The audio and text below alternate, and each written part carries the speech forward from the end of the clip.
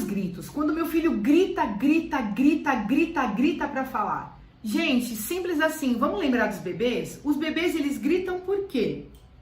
Porque eles estão incomodados com alguma coisa. A criança está em processo de desenvolvimento da linguagem. Nós, adultos, que temos o domínio da linguagem, não sabemos fazer uso dela para manifestar os nossos incômodos, quem dirá uma criança?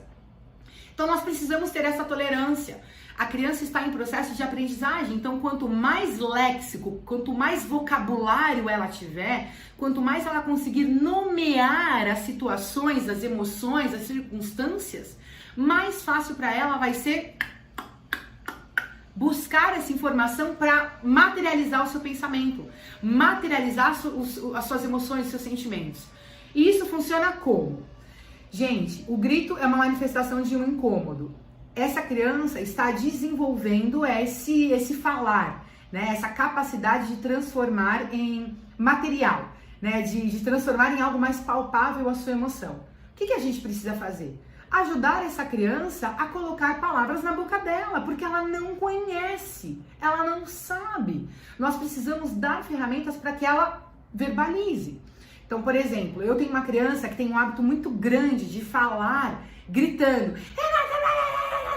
Vai, sobe o tom e sobe o tom. Eu digo pra ela, eu quero muito te ouvir, mas esse tom de voz que você tá usando não me permite, porque machuca o meu ouvido.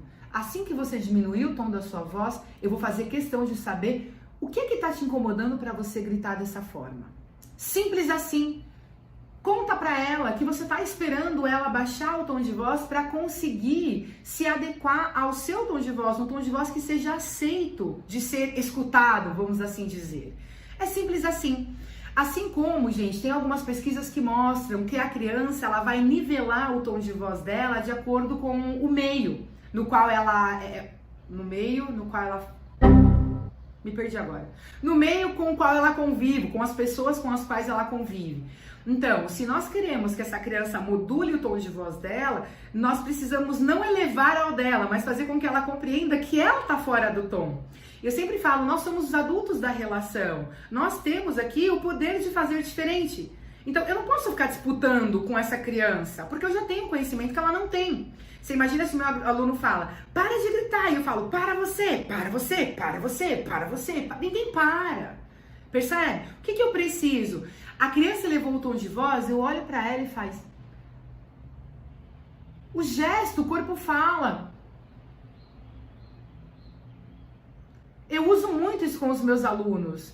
Peraí, eu não tô conseguindo escutar porque eu não estou. São 25, 30 alunos numa sala. Então, eu preciso modular o tom de voz para que essa criança consiga também modular. Quando tem uma gritaria na sala, eu falo, gente, eu não tô conseguindo escutar o que vocês estão querendo falar. Percebe? Vale um recorte aqui, que quando a gente fala de modular o tom de voz e do gritar, isso cabe também para as ofensas. Normalmente, a gente recebe crianças que têm o hábito de ofender mesmo, de você é isso, você é aquilo. Gente, se eu for devolver na mesma moeda que a criança, de novo, serão dois disputando o poder. Eu preciso dizer para essa criança, eu não vou conseguir te escutar enquanto esse uso de vocabulário for a sua principal forma de me contar o que te incomoda. Isso não é tão presente nas crianças pequenas, mas caso isso aconteça com as crianças pequenas, é importante de dizer a ela, essas palavras não fazem parte do universo infantil. Então, me conta, o que está te incomodando para você falar isso? E se você percebe que a criança fala alguma palavra que não é boa, algum xingamento que não faz parte do contexto familiar e não deve fazer, é importante que não ganhe luz, que não ganhe risadas, tá, gente? Lembrando, tudo aquilo que ganha luz ganha força. Então, quando uma criança fala o rosto é esse. Desculpa, eu não entendi. O que você quis dizer? Porque tudo aquilo que ganha luz ganha força. Eu vejo muitas famílias falando, morri de rir porque ele falou cacetada. Não é engraçado. Inclusive, é uma grande falta de educação. Eu vejo crianças, às vezes, fazendo isso no meio de roda e as pessoas rindo. Não, gente, não é legal. A criança, ela não consegue se responsabilizar por aquilo que ela está falando. Assim como assumir as consequências por aquilo que ela está dizendo. Logo, nós adultos não podemos normalizar, achar que isso é legal, que é comum. Não é. Diante de xingamentos, diante de palavras inadequadas, nós devemos simplesmente colocar: desculpa, eu não entendi o que você quis dizer. Explica para mim o que você quis dizer, que eu não consegui entender. Não entendi. O que é aquela? Aquela daquele. Não entendi. Peraí, vamos voltar aqui. Aquela situação foi difícil, aquela conversa. A gente tem que dar nome para os bois, tá bom? Continua acompanhando a reflexão. Então, fica aí essa dica. Diante do grito, ajude essa criança a perceber qual que é o tom de voz que nós estamos ouvindo, adequando os nossos ouvidos a ouvir, e diga a ela o quanto você quer escutá-la, mas que para isso ela vai precisar regular o seu tom de voz para que os seus ouvidos consigam compreender. O nosso ouvido, ele consegue ouvir até um determinado hertz. Mais do que isso, dói. A dor é física, percebe? E é isso que a gente tem que dizer para ela. Machuca, dói. Mas eu tô curiosa para saber o que é que você tem a dizer, o que é que tá te incomodando para você precisar elevar o tom de voz. E aí, quando você menos perceber, essa criança vem e fala: Renata, é que... Desculpa, eu ainda não tô te ouvindo. Renata, é que a fulana fez isso e falou aquilo. E aí... Desculpa, eu entendi até essa parte onde você conseguiu falar com calma.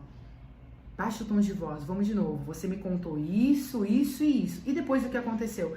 Gente, nesse movimento de autorregulação, a criança vai percebendo que para contar um fato, ela vai precisar regular a sua emoção. Quer dizer, então, Renata, que essa criança nunca mais vai fazer uso do tom de voz elevado, nunca mais vai gritar? Não, gente, se eu disser isso é mentira. Mas a tendência é que isso apareça de forma mais espaçada, porque ela vai criando pilares de sustentação para uma autorregulação. Combinado? Então aqui, deixo essas duas dicas sobre comportamentos desafiadores que vão ao encontro da agressão, do grito, para que vocês, pais, possam fazer isso em casa. A base de tudo é o diálogo. Se você quer estabelecer uma relação saudável com o seu filho, é na base da conversa. E compreenda, você é o adulto da relação. Saia da ideia de culpabilizar. Entre no conceito de responsabilização. Eu sou responsável por auxiliar essa criança a conduzir-se para fora. Lembra do EduSérie? Conduzir o que ela tem de melhor para fora. E para isso eu preciso ajudá-la a se autorregular de acordo com o meio no qual ela vive. De acordo com o cenário que está posto. Compreendendo a hierarquia, compreendendo o senso de grupo, compreendendo que ela tem sim uma importância nesse lugar, nessa composição de grupo. Combinado? Então deixa aqui a minha dica e fique esperto que na próxima semana teremos mais um vídeo contando aqui sobre desafios, assuntos difíceis de serem conversados em família. Muito obrigada pela atenção de vocês, um beijo enorme e autorregulação, diálogo é a base de qualquer relação saudável. Um beijo da Prua, tchau, tchau!